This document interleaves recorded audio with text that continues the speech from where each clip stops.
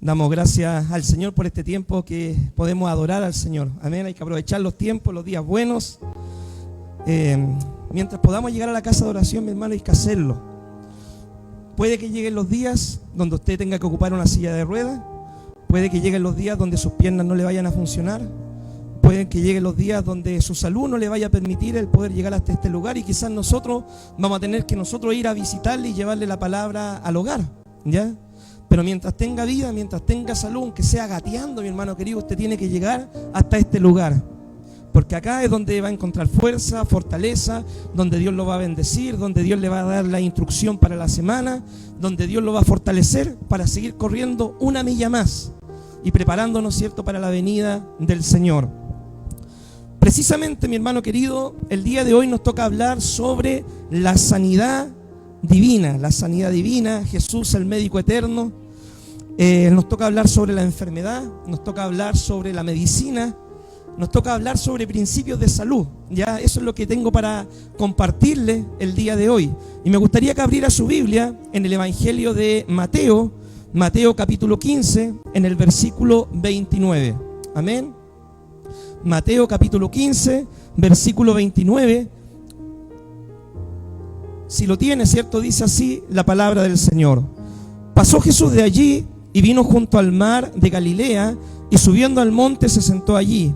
Y se le acercó mucha gente que traían consigo a cojos, ciegos, mudos, mancos y otros muchos enfermos, y los pusieron a los pies de Jesús y los sanó. De tal manera que la multitud se maravillaba viendo a los mudos hablar, a los mancos sanados, a los cojos andar, a los ciegos ver, y glorificaban al Dios de Israel. Amén. Padre, te damos gracias, Dios, por este tiempo que podemos estudiar la palabra. Abre, Dios mío, nuestra mente, nuestro corazón, nuestro entendimiento, Padre, para que al leer esta palabra, al explicarla, podamos entender los principios de tu palabra y que con tu ayuda, Dios mío, los podamos poner por obra en nuestro diario vivir. En el nombre de Jesús pedimos todo. Amén y amén. Estaba pensando, ¿cierto?, en cómo poder empezar este sermón y cómo poder ilustrárselo. Y venía a la mente, mi hermano querido, una historia verídica, obviamente, ¿cierto? Yo todo lo que le cuento acá es verdad, comprobado, ¿cierto? Y yo tiempo atrás participaba en otra iglesia, ya no la iglesia de Dios. Y en esa iglesia yo vi muchos milagros, muchas sanidades, muchas maravillas. Dios se glorificaba grandemente, sanaba a los enfermos, pero por montones. Y bueno, hay iglesias que tienen, cada una de las iglesias, hermano, tiene su particularidad, por así decirlo. Hay iglesias donde todos son profetas, hay iglesias donde hay hartas sanidades, hay iglesias donde hay harta palabra como esta, ¿cierto? Hay iglesias donde hay harta música, todas las iglesias tienen su toque especial. En esa iglesia Dios se movía poderosamente en sanidades, pero curiosamente la gente no se quedaba en la iglesia congregándose. ¿Por qué? Porque recibían el milagro, pero donde no había enseñanza, no había instrucción, no había formación, no había cuidado pastoral, no había una preocupación de parte de los pastores para con la gente muchas veces después se desanimaba, se iban al mundo. Es decir, conseguían el milagro, pero no se llevaban al que hacía los milagros. Recibían la sanidad, pero no se llevaban al sanador para sus vidas. Entonces mucha gente era sanada como los 10 leprosos, ¿cierto? Recibían el milagro, pero después nadie volvía a darle gracias al Señor y decirle: Señor, mira, yo ahora por medio de esta sanidad yo te quiero servir, yo te voy a seguir, yo te voy a buscar, yo te voy a adorar, yo te voy a estar contigo. No pasaba eso. En una ocasión en particular, mi hermano, en esa iglesia, en una necesidad de una familia, unos vecinos ahí, llegaron con un hijo que estaba metido en la pasta base, pero muy fuerte. El chiquillo había vendido televisores, todo lo que había en la casa. La mamá no sabía qué hacer con este joven que estaba metido, ¿cierto?, en ese vicio. Era tanto el grado de consumo que este joven tenía que su mente empezó a desvariar, se empezó a volver loco, ¿ya? Lo trataron psiquiátricamente, este joven lo llevaron, ¿cierto?, al hospital psiquiátrico, hasta estuvo hospitalizado en el hospital psiquiátrico mientras nosotros orábamos por él en la iglesia, clamábamos al Señor. En una oportunidad, ya cuando estaba más estabilizado, le dieron el alta y pudo llegar al culto. Y me acuerdo, mi hermano, de que en uno de los cultos, ¿cierto?, Dios se manifiesta, un hermano lo saca para adelante, ora por él y Dios hace un milagro, hermano. Me acuerdo que el hermano estaba orando por él de rodillas, ¿cierto? Y de repente el joven se desvanece y Dios empieza a hacer una obra en él.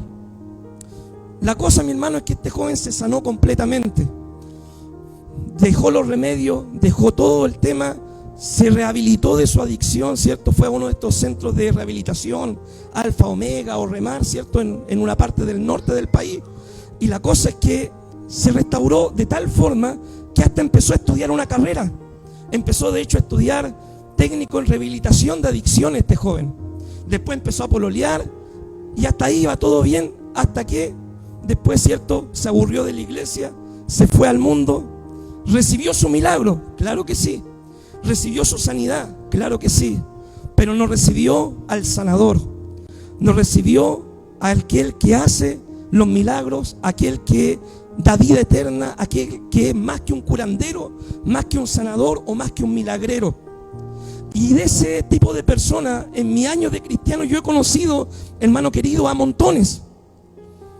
Gente que llega a la iglesia por una necesidad, gente que pide oración, gente por la cual se ora, se intercede, se clama, gente a la cual Dios le responde, la sana, hace una sanidad o un milagro, pasa un tiempo, algo no le gustó en la iglesia, no le pareció algo, se desanimó, se desalentó, vinieron otros problemas, abandonó la iglesia y se fue al mundo. Al Señor también le ocurrió, ¿cierto?, ver muchas de esas sanidades, por así decirlo, momentáneas, o sanidades solamente físicas, pero no sanidades y transformaciones espirituales. El caso más patente, obviamente, ¿cierto?, el de los 10 leprosos, como le nombraba. 10 hombres fueron sanados, solamente uno volvió a darle las gracias al Señor. Y es por esto, mi hermano, que nosotros debemos tener un concepto claro de quién es Jesús. Jesús, mi hermano querido, es más que un milagrero. Jesús es más que un curandero. Jesús, mi hermano querido, es más que un supermercado. Jesús es más que un botiquín. Jesús es más que el hada de los cuentos con la varita mágica que viene para solucionar todos tus problemas. Jesús es Dios. Jesús es el Salvador. Y el problema más grande que el Señor quiere resolver en la vida del hombre y de la mujer es el problema de su eternidad. La sanidad, ¿cierto? Obviamente Jesús, cuando vino, hizo muchos milagros, nos dio autoridad a la iglesia para orar por los enfermos también. Pero la sanidad es algo secundario en el plan del Señor. Primeramente está la sanidad espiritual. Primeramente está el que tú estés bien con Dios, el que tú te reconcilies con Dios, el que tú estés sano espiritualmente. Porque déjame decirte que a Dios no le interesa que tú estés sano físicamente si vas a pasar una eternidad en la condenación eterna. A Dios no le interesa de que tú hayas cuidado tu salud toda tu vida si tu alma se estaba muriendo. Y déjame decirte de que Dios en su plan puede aún valerse de una cama de un hospital para poder salvar tu vida, para salir al encuentro de tu vida, para poder tratar contigo. Y Dios prefiere muchas veces, mi hermano querido, que tú entres al cielo sin una pierna, sin un brazo, sin un ojo, y la palabra de Dios lo dice, pero que seas salvo y no que en cuerpo y alma tú te condenes para siempre. Eso es lo que nosotros debemos entender, y eso es, mi hermano, a lo que nos quiere llevar el Señor. Cuando nosotros somos maduros espiritualmente, entendemos esto. Pero hay mucha gente, ¿cierto?, que está empezando en los caminos del Señor, y muchas veces oran al Señor por un milagro y no sucede nada, y se desaniman, se desalientan. ¿Dónde está Dios? Dios ya no me escucha, Dios me abandonó, Dios me dejó. Empiezan: no voy a ir más a la iglesia, Dios ya no me contesta mis oraciones, Dios está enojado conmigo, porque no tienen un concepto claro de quién es Dios, cuál es el plan de Dios, qué es lo que dice Dios sobre la enfermedad, la sanidad, sobre el cuidar el templo, ¿cierto?, que es nuestro cuerpo, sobre los principios de salud que Dios tiene para su pueblo en la palabra. Y cuando claman y no ven una respuesta aparente, muchos se desaniman, se desalientan y se van. Por eso, mi hermano querido, hablemos, ¿cierto?, en el día de hoy un poquito sobre la enfermedad, sus causas y su cura, ¿ya? Primeramente, ¿por qué nos enfermamos? Yo creo de que esto, hermano, es como el ABC del cristianismo. Esto todo debe saberlo, todo cristiano. Esto es materia básica, de la básica. ¿Por qué nos enfermamos? Bueno, cuando Dios creó al mundo, Génesis capítulo 1, dice la palabra de Dios que Dios todo lo que hizo, ¿cómo era? Era bueno. Dios no se equivocó cuando creó el mundo, ni al hombre, ni a la mujer. Dios creó todo bueno, todo de forma perfecta. Pero en Génesis capítulo 3, una serpiente tienta a la mujer, le dice que coman del fruto de la ciencia del bien y del mal, que no morirían. Mintiéndole, la mujer le dijo a su marido, ambos comieron del fruto, y como consecuencia de ese pecado que aparece en Génesis capítulo 3, entró la maldición a la humanidad. La maldición consiste en varias cosas: en que el hombre ya no le iba a ser tan fácil ganarse el pan de cada día, en que cuando el hombre quisiera producir, la tierra le iba a producir cardos y espinos, en que la mujer tendría que dar a luz con dolor, y entre otras cosas también venía la muerte física, la muerte espiritual y la muerte física. Entonces, mi hermano, la enfermedad es parte de la maldición, ¿cierto? Por el primer pecado que cometieron nuestros padres, Adán y Eva. Desde ese pecado en adelante, todos los hombres a lo largo de la historia nos hemos enfermado de una o de otra cosa. Estamos empezando el año y hay algunos que están un poquito complicados, ¿cierto?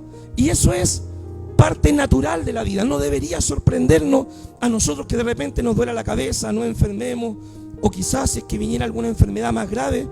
Deberíamos entender que eso es parte, ¿cierto?, de lo que fue el pecado original, y que de una u otra forma nos llegan, ¿cierto?, algunos regazos también a nosotros, ¿ya? Ahora, explicando más profundamente, y quiero que ahí me ayude, ¿cierto?, mi hermana, con los textos bíblicos. ¿Quién provoca la enfermedad? Y acá ya entramos a hilar más fino, porque por ahí algunos pueden decir: todas las enfermedades son culpa del diablo. Satanás es quien causa toda la enfermedad. Tú tienes que reprender solamente el espíritu de enfermedad, porque Dios, ¿cierto?, no puede provocar una enfermedad. Pero ¿es eso lo que dice la Biblia? Y por eso yo, para poder explicarle, quiero que busquemos textos bíblicos como el siguiente. Éxodo capítulo 4, versículo 11. Y vamos a ver qué dice la Biblia, ¿cierto? En Éxodo 4:11 dice así la palabra del Señor. Cuando Dios le habla a Moisés, porque Moisés se estaba quejando de que él era tardo en el habla. Algunos creen que era tartamudo o que le faltaba personalidad. Pero ¿qué es lo que le dice Dios a Moisés cuando Moisés se quejaba? Y Jehová le respondió: ¿quién dio la boca al hombre? ¿O quién hizo al mudo y al sordo, al que ve y al ciego? ¿No soy yo Jehová? Cuando nace una persona con una enfermedad, ¿acaso Dios no sabía? ¿Acaso a Dios se le escapó de las manos? ¿Cuál es la respuesta que damos nosotros como cristianos frente a eso? Dios, ¿cierto?, es el creador de todas las cosas. Dios es quien permite todas las cosas. Y Dios es quien sabe por qué suceden todas las cosas, y lo vamos a explicar el día de hoy. Veamos otro texto bíblico. Veamos Apocalipsis capítulo 2, versículo 21 al 23.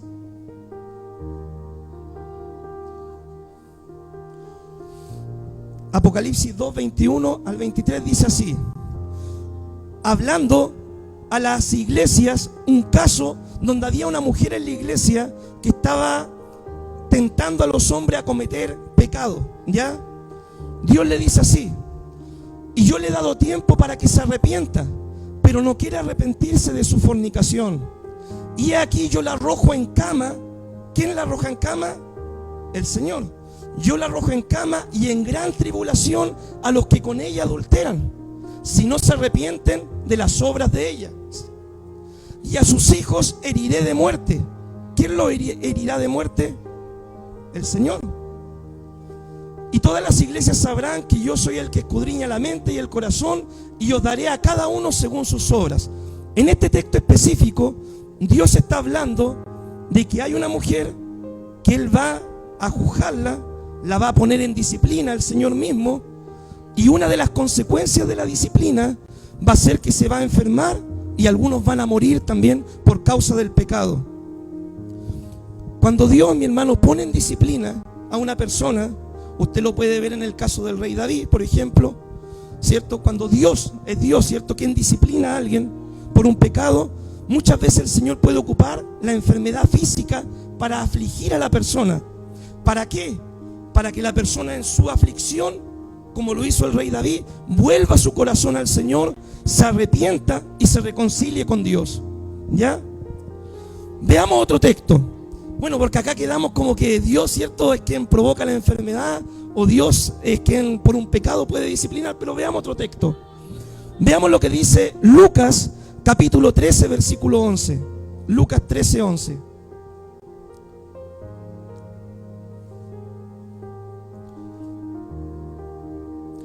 Amén. Lucas 13, 11 dice así: y había allí una mujer que desde hacía ¿cuántos años? 18 años tenía un espíritu de enfermedad y andaba encorvada y en ninguna manera se podía enderezar. ¿Quién estaba provocando la enfermedad en la vida de esta mujer? ¿Ah? El enemigo, Satanás, un demonio, ¿cierto? Por medio de un espíritu de enfermedad. Entonces ahora abrimos, ¿cierto?, por así decirlo, el abanico. No es solamente que nos enfermamos por voluntad de Dios o nos enfermamos porque estemos pecando. También podemos ver que el enemigo puede afligir a alguna persona y puede ponerle una enfermedad larguísima, 18 años, un espíritu de enfermedad. ¿Ya? Veamos otro texto bíblico. Veamos 1 de Timoteo 5:23.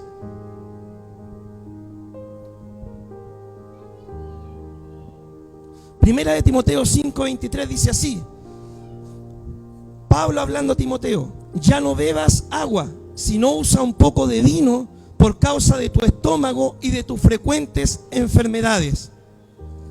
Bueno, acá no es, mi hermano, tampoco para que digan, mira, viste, la palabra dice, ya no hay que tomar agua, ya hay que tomar puro, que el gato se suba a la mesa. No está diciendo la palabra eso.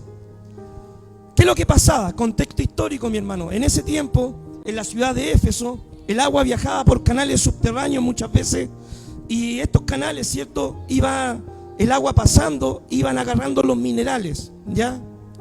Y la gente, muchas veces con el agua, cuando llegaba contaminada, por así decirlo, tomaba esa agua, se enfermaba del estómago, provocaba enfermedades. Entonces, ¿qué es lo que hacían las personas para, por así decirlo, purificar el agua o desintoxicar el agua? Mezclaban un poco de vino con un poco de agua. Es como si nosotros a un poco de agua, ¿cierto?, que sacamos del río, le echamos un poco de cloro para que quede purificada, ¿ya? Esa es más o menos la idea. Entonces ellos, ¿cierto?, la mezclaban. ¿Para qué? Para que no fuera tan fuerte el agua y no le provocara problemas estomacales a Timoteo. Ese es el contexto de la palabra. Quizás Timoteo, mi hermano, tenía un voto de abstinencia. Puede ser que él decía, yo quiero consagrarme para el Señor, no quiero beber nada de vino, y tomaba solamente agua, pero eso le estaba provocando a él una enfermedad física. Entonces la pregunta para nosotros vendría a ser la siguiente: ¿quién estaba provocando la enfermedad ahí? ¿Era Dios? ¿Era el enemigo? Quizás esa enfermedad se la estaba provocando el ambiente en el cual él vivía. Quizás esa enfermedad se la estaba provocando él mismo, ¿cierto?, por estar no tomando en cuenta alguna recomendación médica, ¿cierto?, o de la época. Bueno, entonces ahí vemos, ¿cierto?, de que una enfermedad, mi hermano, la pueden producir varios factores. Una enfermedad puede venir de parte del Señor, y muchas veces, ¿cierto?, cuando hay una enfermedad de parte del Señor, que no es por disciplina ni por nada de eso, uno se pregunta, ¿y por qué, Señor? De hecho, esta pregunta le hicieron los discípulos al Señor. Señor, ¿quién pecó, este o sus padres, para que haya nacido enferma esta persona? Y el Señor le dijo, mira, es que no es que pecó este ni sus padres, sino que esta persona nació así para que el nombre de Dios sea glorificado. ¿Por qué? Porque el Señor tenía el propósito de sanar a esta persona y que eso fuera testimonio para los demás. Entonces muchas veces el Señor puede hasta provocar eso para poder crear un testimonio o una experiencia de vida, para que después tú, con tu experiencia personal, puedas compartirla a otro. Mira, sabe que yo estaba pasando lo mismo y esta solución me dio el Señor. Y pueda ser un medio de consolación para otras personas que pasan situaciones difíciles en su vida, ¿ya? En algunas ocasiones las enfermedades, ¿cierto? O las aflicciones aún la pueden provocar otras personas. Hay una historia, ¿cierto? Se me fue a poner el texto bíblico que dice que cuando muere Saúl, ya muere el rey Saúl, pensando de que cuando David iba a asumir, iba a matar a todos los descendientes de Saúl, ¿cierto? Dice de que alguien toma a uno de los hijos, ¿cierto? De Saúl, algunos, ¿cierto? Ahí, y a Mefiboset, y lo lleva, y cuando lo va llevando se le cayó y se le quebraron las piernas. Esa enfermedad, ¿quién la provocó? Ni Dios, ni el enemigo, ni él mismo, ni el ambiente. Quizás esa enfermedad fue provocada por otra persona, por un descuido, ¿cierto? Esa discapacidad en la vida de Mefiboset, ¿ya? Bien. ¿Cuál es el propósito, mi hermano querido, de las enfermedades? Veamos lo que dice el Salmo 32, versículo 3 y 5. 3 al 5. Salmo 32, versículo 3 al 5.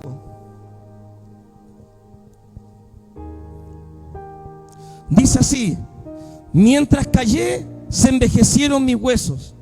Mientras callé, se envejecieron mis huesos. En mi gemir todo el día, porque de día y de noche se agravó sobre mí tu mano. Se volvió mi verdor en sequedades de verano.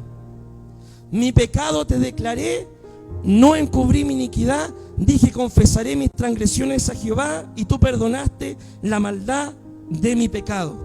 Mientras callé, mis huesos se envejecieron.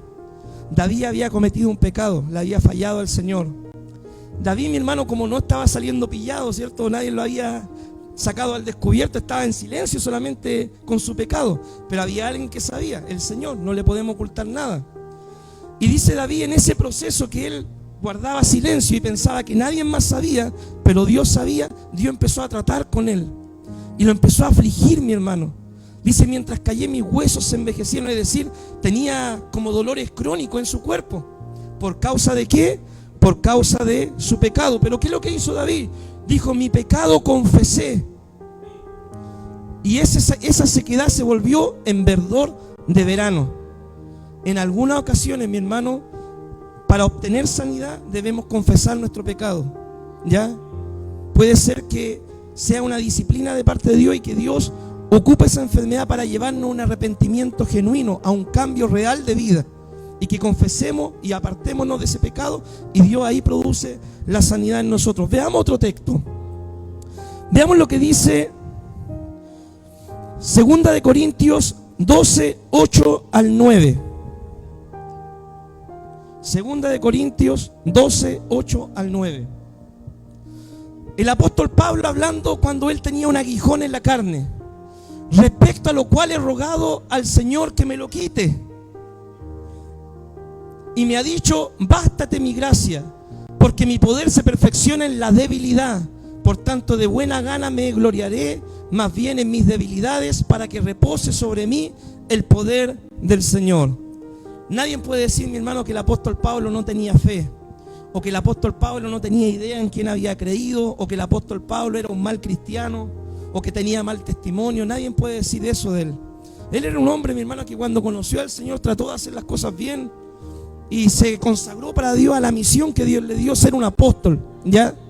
Pero en una ocasión, Pablo, mi hermano, había recibido tal unción, tal gracia de Dios, que dice de que Pablo fue, hermano, trasladado hasta el tercer cielo, a la presencia misma del Señor, y dice que vio cosas, hermano, pero tremendamente magníficas, que no le era dado al hombre expresar. Entonces, mi hermano, ¿eso qué puede producir en la vida de uno? Imagínense, mi hermano, que yo tuviera el celular del Señor, ¿cierto? Yo tengo el celular de Dios y Dios me dice, mira, dile esto al hermano, dile esto a este otro hermano, mira, el Señor me muestra esto de ti y todo. En algunas personas, porque el poder, ustedes lo han visto, el poder corrompe. En algunas personas, ¿cierto? Cuando tienen la unción y Dios lo usa grandemente y no saben manejarlo porque no tienen la madurez espiritual, se corrompen espiritualmente. Y después ya, como conversaba con una hermana el otro día, después ya creen de que cuando la gente pone los mantos y cuando la gente saca las palmeras, ¿cierto? Están alabando al burrito en vez de estar alabando al que está sentado encima del burro, ¿ya? Entonces, para que Pablo se cuidara de esto, del orgullo espiritual, y de creerse quizás superior, Dios le permitió un aguijón en su carne. Algunos dicen que pudo haber sido una enfermedad, algún problema en la vista. Otros dicen, cierto, que puede haber sido una tentación.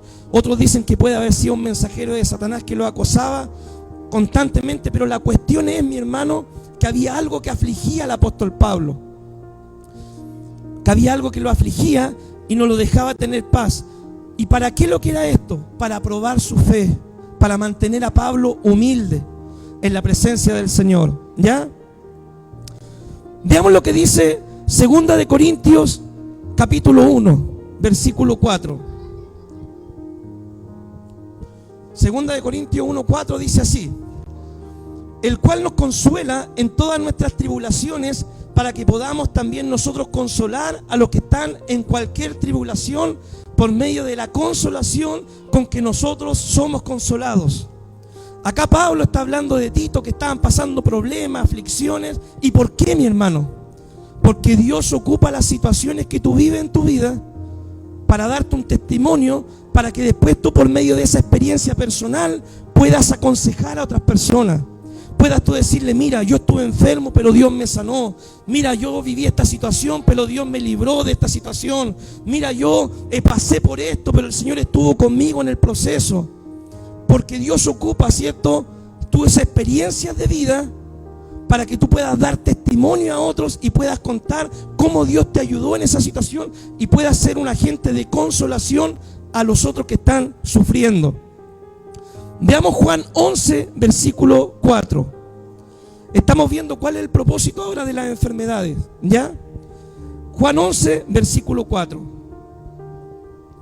Dice así la palabra: oyéndolo Jesús dijo: esta enfermedad no es para muerte. Hay enfermedades que son para muerte y hay enfermedades que no son para muerte. ¿Ya? Dice el Señor: esta enfermedad no es para muerte, sino que es para la gloria de Dios, para que el Hijo de Dios sea glorificado por ella. El Señor dice esta palabra cuando le cuentan de Jairo, que estaba enfermo, a punto de morir. Y le dicen: Señor, ven a verlo rápido, por favor, porque Jairo va a morir en cualquier momento. Y el Señor dice: esta enfermedad no es para muerte, sino es para ¿qué? Para la gloria del Señor. Mi hermano querido, muchas veces quizás tú te vas a enfermar, tú vas a pasar por problemas de salud, tú vas a pasar por diferentes problemas, pero todo eso es para la gloria de Dios, para que tu fe crezca, para que adquieras experiencia, para que tu fe, una vez probada y pasada por el fuego, sea más preciosa que el oro, y tú te levantes con autoridad el día de mañana y puedas decir: yo he creído en el Señor, nada me va a alejar de Dios, no me va a alejar la enfermedad, ni los problemas, ni nada, porque yo sé en quién he creído. Ese es el propósito.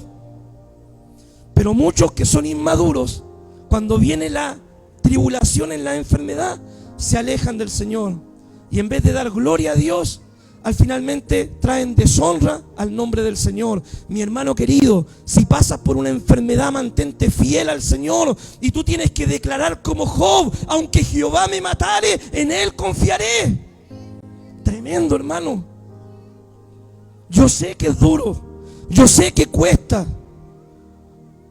Yo sé que no es fácil, hermano, ver un familiar enfermo, ver una persona sufrir, pero tú debes tener certeza en quien has creído. Después de la cruz viene la resurrección, viene la gloria.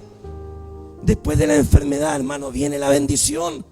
Y aún, mi hermano querido, si en el propósito, en el plan de Dios está que tú partas de este escenario de la vida, da gloria a Dios, porque lo que está al otro lado, hermano, de la tumba es mucho mejor que lo que vivimos acá.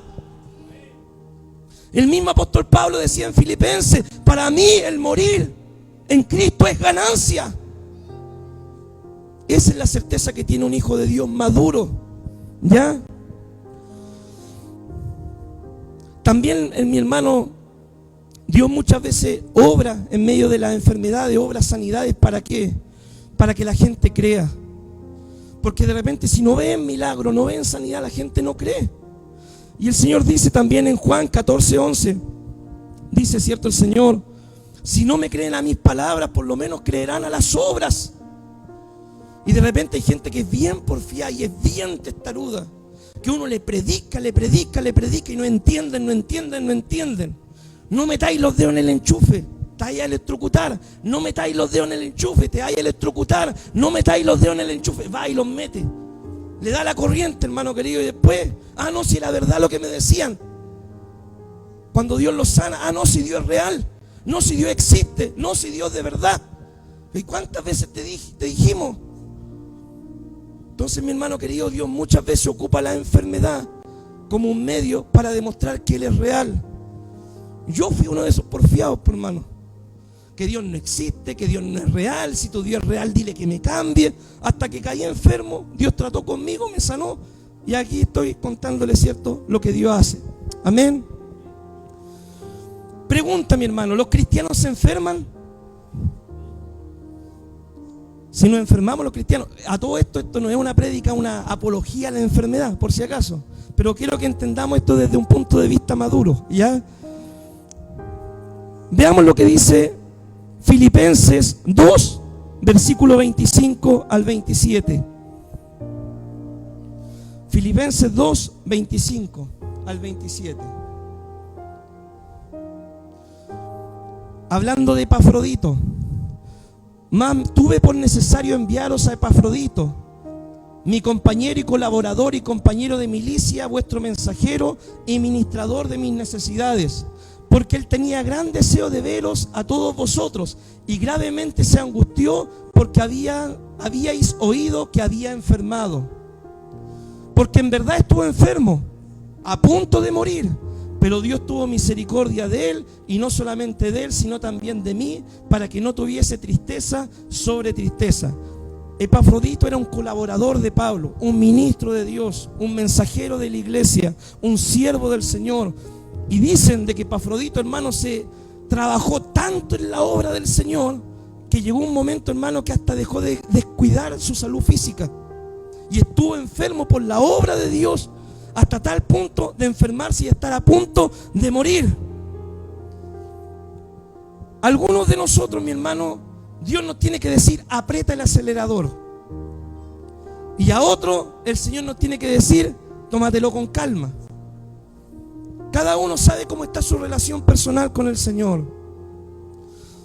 Pero a algunos, el Señor le dice, oye, aprieta el acelerador, está ahí muy lento caminando. Y a otro el Señor nos dice, tómatelo con calma, duerme más, descansa más, come más sano, come más saludable, haz un poquito de ejercicio, ¿cierto? Porque debemos cuidar, ¿cierto?, el templo que Dios nos dio. Amén. Algunos lo cuidan demasiado, sí, pues, mi hermano, están demasiado cuidados esos templos, demasiado reposados, ¿cierto? Entonces igual hay que apretar el acelerador, pero también mantener la calma. Hay que saber tener equilibrio en la vida cristiana. Veamos otro texto, 2 de Timoteo 4:20. 2 de Timoteo 4:20. Erasto se quedó en Corinto y a Trófimo dije en Mileto enfermo. Trófimo igual era un ministro del Señor, mi hermano. Y Pablo dijo, bueno, no me puede acompañar, está enfermo, lo voy a dejar ahí, ¿cierto? Enfermo, que repose, que se recupere. ¿Por qué le digo esto? Porque hay un mal concepto en algunos lugares que dicen, usted es hijo de Dios, usted es hijo del Rey de Reyes, usted no se puede enfermar. No lo decrete, no lo declare. Porque si usted dice me voy a enfermar, se va a enfermar. Así que no lo decrete, anule eso, anule. Lo anulo. Y en algunas partes enseñan eso, hermano, desde los púlpitos. No decrete que esté enfermo. No decrete eso, no lo proclame, no lo diga. Porque si lo dice en la boca hay un poder, el poder de la vida y de la muerte. Y si usted dice me voy a enfermar o me siento mal, se va a enfermar porque lo decretó. Hermano, ese texto no se refiere a eso. ¿Ya? Entonces, mi hermano querido, bíblicamente yo le demuestro de que hay cristianos que se enferman también. De que Dios puede provocar una enfermedad en una persona para disciplinarla o tratar con él. De que el enemigo en la gente del mundo puede provocar una enfermedad también. Bien. Veamos lo que dice Santiago, capítulo 5, versículo 14. Santiago 5, 14. ¿Qué debemos hacer, mi hermano? Dice, ¿está alguno enfermo entre vosotros? Llame a los ancianos de la iglesia y oren por él, ungiéndole con aceite en el nombre del Señor. Sigamos adelante. Y la oración de fe salvará al enfermo, y el Señor lo levantará, y si hubiere cometido pecados, le serán perdonados. ¿Qué más dice el texto? Confesad vuestras ofensas unos a otros y orad unos por otros para que seáis sanados. La oración eficaz del justo puede mucho. Mi hermano querido, este texto nos habla de que los cristianos igual se enferman, y cuando hay alguien enfermo entre nosotros, dice de que debe pedir esta persona, ella debe pedir: oren por mí, por favor, quiero que clamen por mí, por mi sanidad, mi restauración. Y acá el texto, ¿cierto?, enseña de que los ancianos de la iglesia, es decir, los líderes de la iglesia en especial, y aquellas personas que tienen el don de parte de Dios, porque también la Biblia habla en 1 de Corintios capítulo 12 de que hay dones de sanidad, de milagros, y puede ser que esa gente tenga el don, ¿cierto?, pero no tenga un liderazgo en la iglesia. Lo que quiero decir es que aquellos que tienen el don y aquellos que son líderes debemos estar preparados espiritualmente para colocar las manos sobre los enfermos. Mi hermano querido, cuando uno está predicando acá, terminamos la prédica, hacemos la invitación al altar. Hermano, hay alguien enfermo, hay alguien que necesita oración, alguien decaído espiritualmente, pase acá adelante. Si el hermano pasa acá adelante, escuchen los líderes. Uno no tengo que estarle diciendo: hermano, por favor, pase a orar por el hermano. De usted mismo tiene que nacer el ir a orar por su hermano. Usted es líder, tiene una unción de parte de Dios para orar por los enfermos. Es responsabilidad nuestra, mi hermano. Porque he estado también en iglesia donde de repente dicen, pasan en los eventos, por lo general se ve esto, ¿cierto? El predicador hace el llamado al altar, y el predicador, como son tanta gente, ¿cierto?, el predicador desde el púlpito: por favor, los pastores, ayúdenme a orar por la gente. Y los pastores ahí adorando, cantando, clamando. Aprovechamos de ir al baño, ¿cierto? Y si Dios nos dio la responsabilidad a los líderes para orar por los enfermos, y para eso debemos estar preparados, se supone. Entonces, mi hermano, cuando se haga un llamado al altar, los que son líderes, consejeros o líderes, deben estar preparados espiritualmente para ir a orar por las personas, sin necesidad que le digamos: hermano, por favor, puede orar, puede clamar por el hermano. Sino de inmediato, pasa alguien, yo voy a colocar las manos, y con fe, si es la voluntad del Señor, se va a sanar. Si no es la voluntad del Señor, bueno, Dios sabrá, y seguimos orando por el hermano, ¿ya? Bien, ¿qué debemos hacer, mi hermano, cuando nos enfermamos? Dice la palabra, ¿cierto?, en el Salmo 18:6. Salmo 18:6.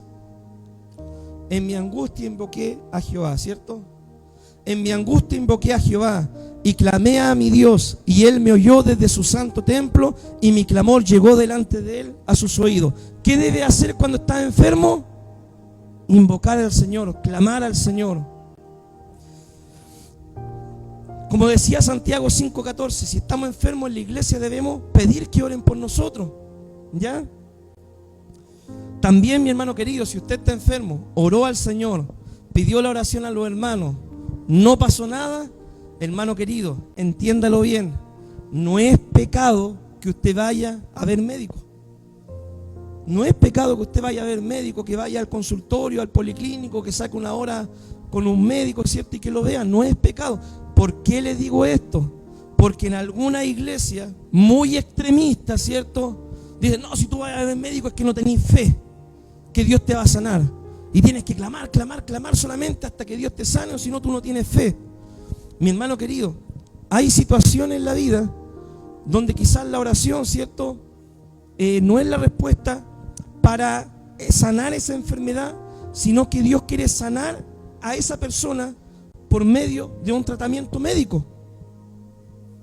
Por ejemplo, si una persona, mi hermano querido, sufre de alguna enfermedad mental, sufre de alguna enfermedad de depresión, de delirios, de algo así, y hemos orado por la persona, y hemos ayunado por la persona, y hemos clamado por la persona, y hemos reprendido al diablo, al enemigo, y no se ha manifestado, y la persona sigue igual, mi hermano querido, La respuesta quizá es que tenga que ir a un psicólogo, a un psiquiatra, para que se pueda tratar médicamente, porque a veces en el organismo, mi hermano, hay sustancias químicas que se desequilibran y producen este tipo de enfermedades. En otras ocasiones puede ser el enemigo que esté oprimiendo la vida, y en esas ocasiones se va a manifestar la persona y todo, y bueno, va a ser libre. Pero en algunas ocasiones no es el enemigo que está provocando eso, sino que su propio cuerpo está produciendo una enfermedad. Y la forma de tratar eso es médicamente. Hermano querido, cuando la pastora le dio la cetoacidosis, perdón que la ponga como ejemplo, ¿usted cree que yo no oré? ¿Usted cree que yo no le lloré al Señor? Si yo veía que estaba mal a la pastora, oraba, lloraba, clamaba, pedía, reprendía al diablo, reprendí la enfermedad. Hermano, ¿qué no hice, hermano querido?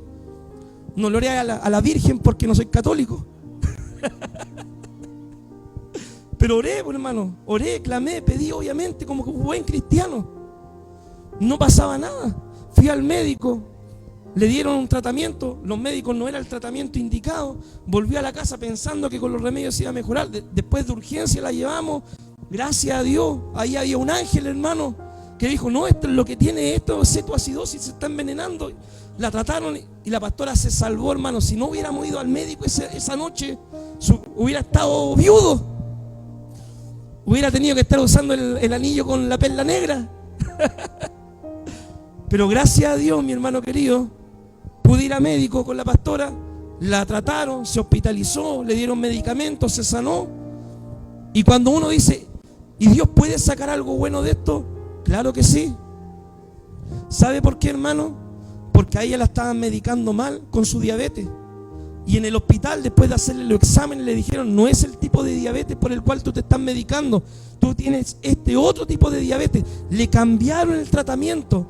Hicieron ahora que ella se atienda en el hospital. Le dan los remedios gratis. Le pasan para medirse el azúcar gratis. Todo gratis, hermano.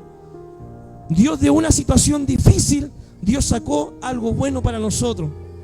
Y eso es la confianza que uno debe tener en el Señor. Por eso, si usted está enfermo, ha orado, ha pedido oración, no ve respuesta, no es pecado que vaya a ver médico. Puede que ahí esté también la respuesta de parte del Señor. Bien, mi hermano. Job decía, ¿cierto? En Job 13:15, aunque el Señor me matare, en Él esperaré, en Él confiaré. Esa debe ser nuestra fe. Proverbios, mi hermano, 18:14. Vamos a avanzar un poquito rápido para que no nos alcance el tiempo. Usted debe darse ánimo. Si lo está notando, Proverbios 18:14. ¿Ya? Pablo decía en Filipenses 1:21-24, para mí el morir en Cristo es ganancia. Y prefiero partir y estar con Cristo, lo cual es muchísimo mejor. Pero por causa de la obra, porque todavía hay que discipular a los cristianos, tengo que quedarme todavía entre ustedes. Pero Pablo, hermano, la tenía clara. Pablo decía, si yo parto y estoy con el Señor, ahí estoy mucho mejor. ¿Cómo mira Dios, hermano? Porque de repente nosotros humanamente nos afligimos. Parte alguien, ¿cierto? Y es natural que nosotros sintamos pena, tristeza. Cuando parte un ser querido, eso es natural, vamos a llorar, todo el tema, ¿ya? Pero ¿cómo lo mira Dios la muerte de un hijo del Señor? ¿Cómo mira Dios cuando parte una persona cristiana? Veamos, este texto quiero que lo veamos. Salmo 116:15. ¿Cómo mira Dios la muerte de sus hijos? Estimada es a Jehová la muerte de sus santos. Para nosotros, mi hermano, es algo terrible. Pero para Dios es de gran estima. ¿Por qué, mi hermano? Porque cuando esa persona da el último suspiro, ¿cierto? Y abre sus ojos a la eternidad, adivinen a quién va a ver ahí. Al Señor. Y el Señor, ¿cierto?, le va a decir, hijo, en lo poco fuiste fiel, sobre mucho te pondré, entra al gozo de tu Señor. Y eso, mi hermano, va a ser la experiencia más tremenda y maravillosa que usted va a poder vivir en la vida.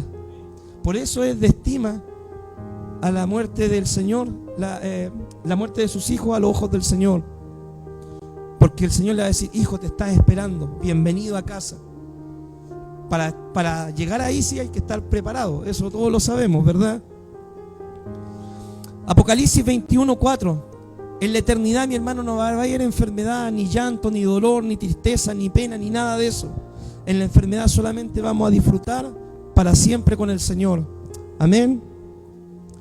Con esto ya vamos terminando, mi hermano. Algunos principios sobre la salud. La sanidad divina es un regalo. Mantenerse sano es su responsabilidad y mi responsabilidad. ¿Dios puede hacer un milagro de sanidad? Claro que sí. Pero el comer sano, el hacer ejercicio, el comer saludable, el cuidarse, los azúcar, el tomar agua al día, el caminar media hora al día, todo eso es su responsabilidad y mi responsabilidad. Ya, la sanidad es un regalo, pero el cuidar nuestra vida, nuestra salud, es nuestra responsabilidad. Eso no lo va a hacer el Señor por nosotros. El Señor nos dejó principios en la palabra. Y yo, hermano, soy un convencido de que todos sabemos lo que tenemos que hacer.